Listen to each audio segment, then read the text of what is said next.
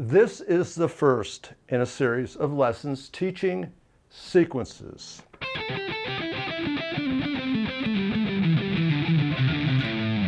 Now, sequences are simple, repeatable patterns. I'll play the sequence that I just played slow so you get the idea.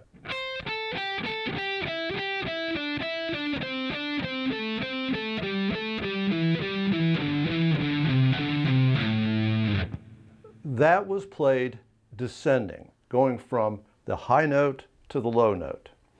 They can also be played ascending, low note to the high note.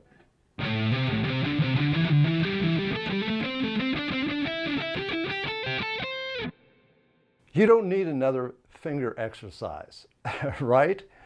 Okay, at first glance, sequences appear to be nothing more than a finger exercise. But as I'm going to demonstrate with this lesson, they are much more than finger exercises, and I will show you that shortly because I feel that sequences are literally the foundation of lead guitar. Now, beginners often complain that their leads sound like scales.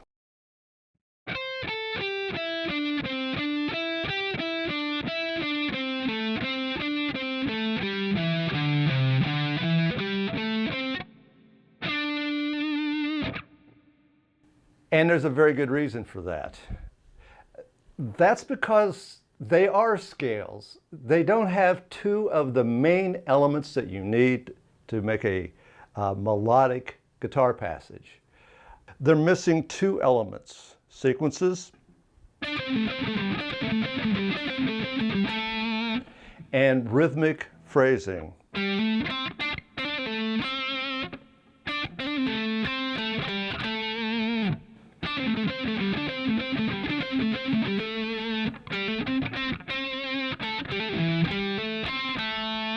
The key to using sequences in leads is to limit them to a couple of strings and play them both descending and ascending. I'll show you what I mean. Instead of like running through all the strings,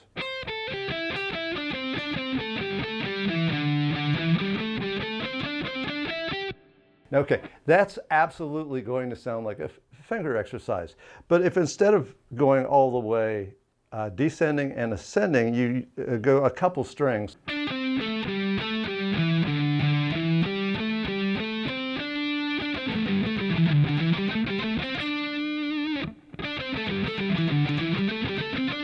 Sequences allow you to create leads on the fly.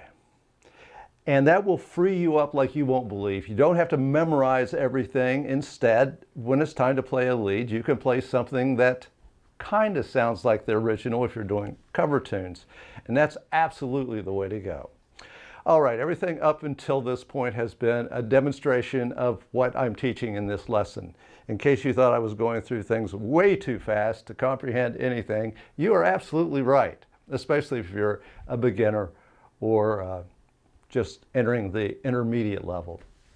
Old pros, you would have no problem understanding this because you probably already know that sequence. And let me bring up one point before we begin the lesson. If you are someone that knows this sequence, for this week, obviously you don't have to learn it, but how about picking up the tempo a bit? Pull out your metronome, figure out how fast that you're able to play it, and try to play it 5 beats per minute faster within a week. That will be your challenge. And that way you don't have to write some nasty comment below about how much more you know than me. And even if it's true, I don't care. All right. So this is the beginning of the lesson. A couple of weeks ago, I shared a lesson called the 4-note lead. And it's a very cool concept that takes the pentatonic scale. I'll use the first pentatonic pattern. And in the middle of it, there's a square or a rectangle of notes. And the idea is try to play as many different riffs, melodic passages, as you can without being repetitive. You know, like,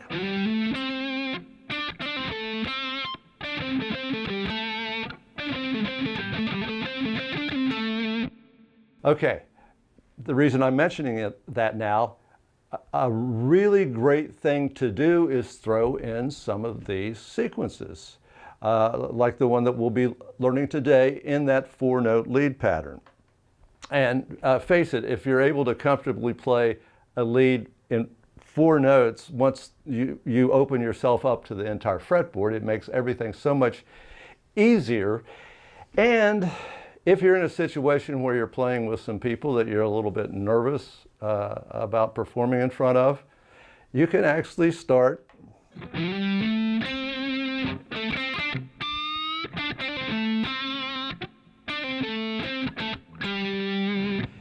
and you won't be a total jerk, just, maybe a halfway jerk. But it will make you feel very, very comfortable, and you'll probably be trading off parts with other musicians, guitarists and whatnot.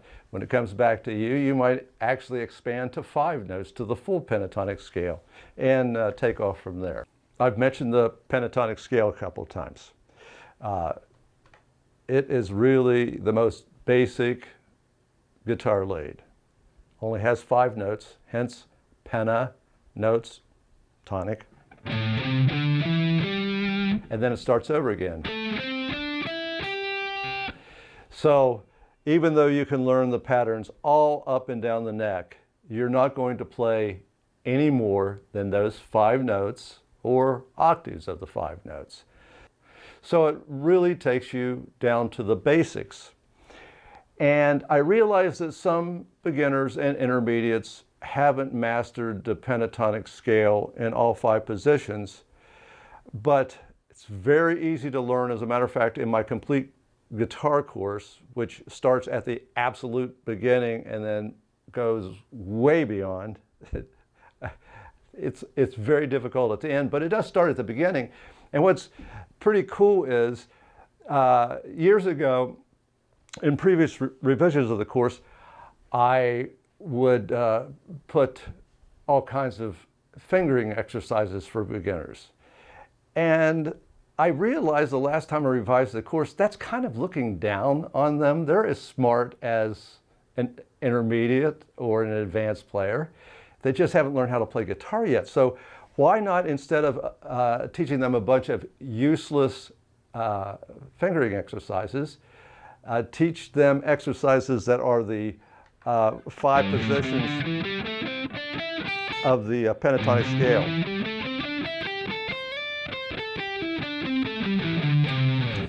And that way, once they've really got it down and they're playing leads, they'll look at these patterns and go, wow, I know that. So anyway, if you haven't learned the pentatonic scale, sure, it's in my course, but most of you won't bother with that. If you don't already own my course, you will Google pentatonic scale patterns, and good for you. Learn those patterns, and it will really help you apply the stuff that I'll be teaching today. This is today's sequence.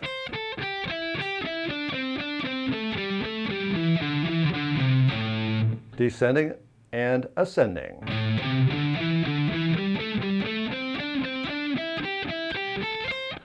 Got it? Just kidding.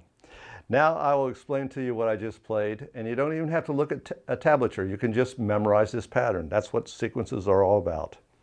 First string, second string, then second string, third string, then third string, then fourth string, and what's next? Yes, fifth string. So fourth string, fifth string, fifth string.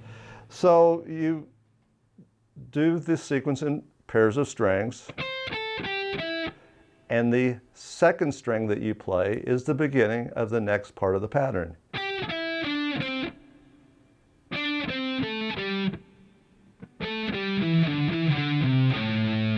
Ascending is just the opposite.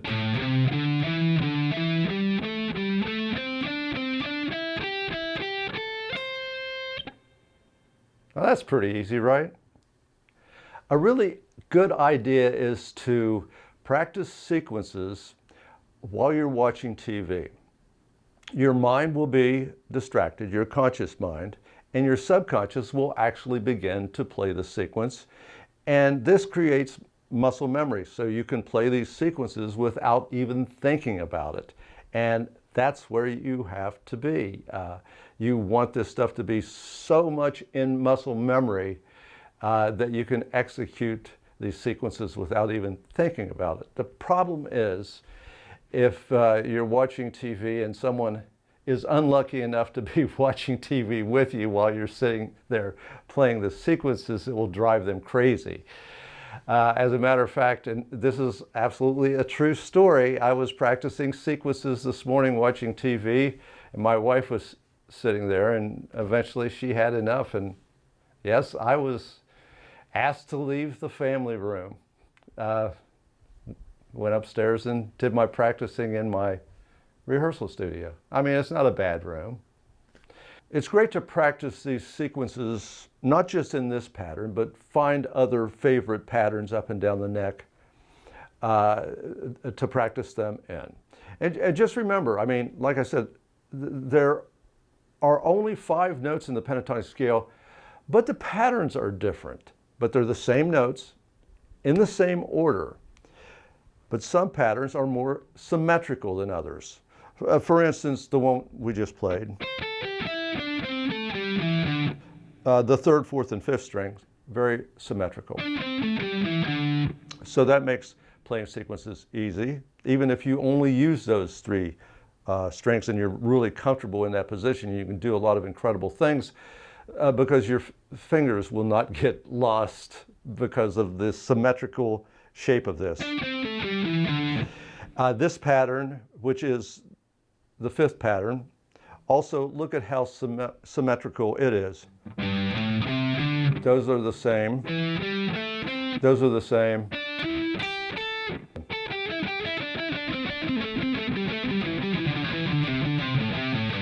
That was a different sequence, but you get the idea.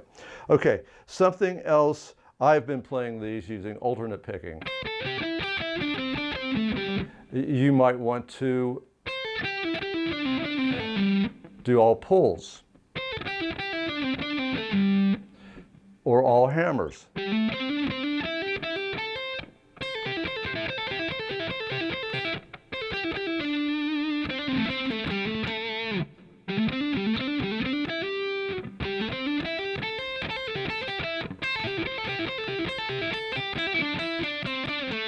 Now you can see how I was showing off. Not really. Okay, I was showing you how to throw other things in with the sequences to break it up so it doesn't sound like you're playing.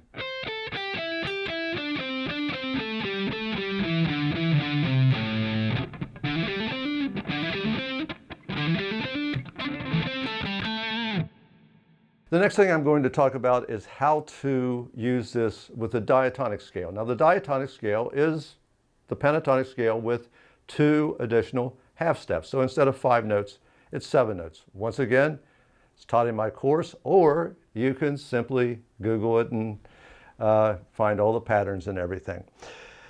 I am going to do this in E minor. It's a pattern that's here in A minor. I'm doing it here.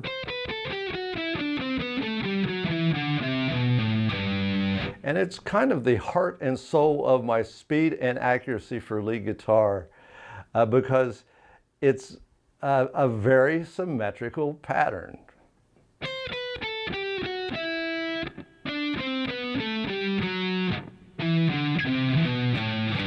So each 2 strings plays exactly the same thing. So if you're playing 3 notes to a string, which can be used for triplets, say really fast triplets, it's very easy to execute because the patterns are so, once again, symmetrical. Another thing that I love about it is doing it linear. Look at how symmetrical this is.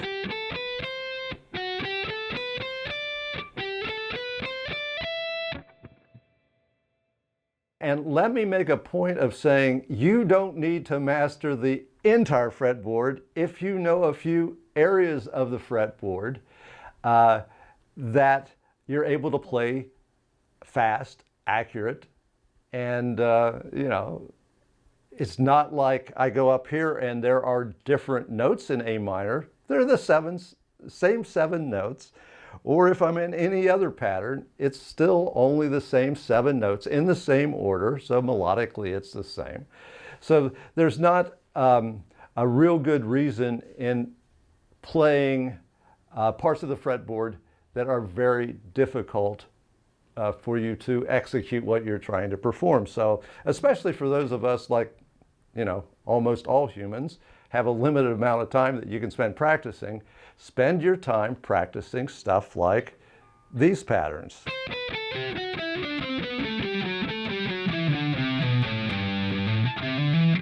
Okay, so when playing the same sequence,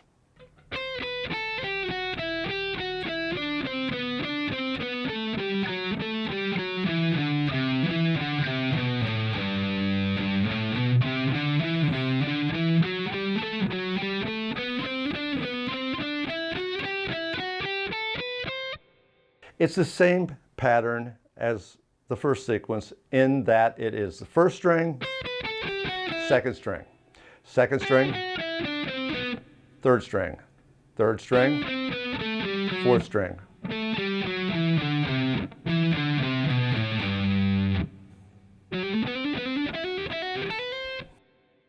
I don't advise working on more than one sequence per week, and the reason for this is you're building muscle memory, and that depends on repetition. If you try to learn like 5 sequences this week, it's just going to confuse your mind. You're not going to really build that muscle memory. So be patient. Think of over the next 3 or 4 weeks, you can have 4 really killer sequences that you can use in your leads. It's going to be a big step forward for many of you. Now, I know that there are a few advanced players out there watching this that, okay, I've already got that down. Well, good for you. Like I said at the beginning of this video, try to play each one of them a little bit faster by the end of the week. And that requires working with a metronome. And even beginners, be sure and check yourself out using a metronome. You can get an app for your phone. See how many beats per minute you're able to play these clean, and check back a week from now, and you should find yourself playing quite a bit faster. As a matter of fact, beginners are going to advance way more than, say, an intermediate player, because you've got more to learn. And anyway, you know, when you're first starting out with something, it's really easy to make incredible progress over a short period of time. And I think that a lot of beginners and entry-level intermediate players will find this to be true. The sequence that we'll be working on next week for part 2 sounds like this.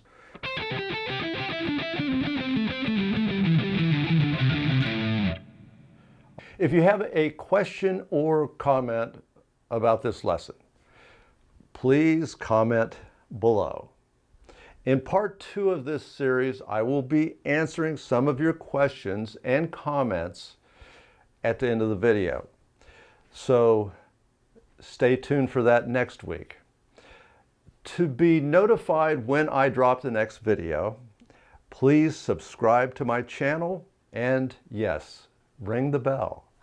You can also subscribe to my newsletter, because YouTube doesn't always notify you.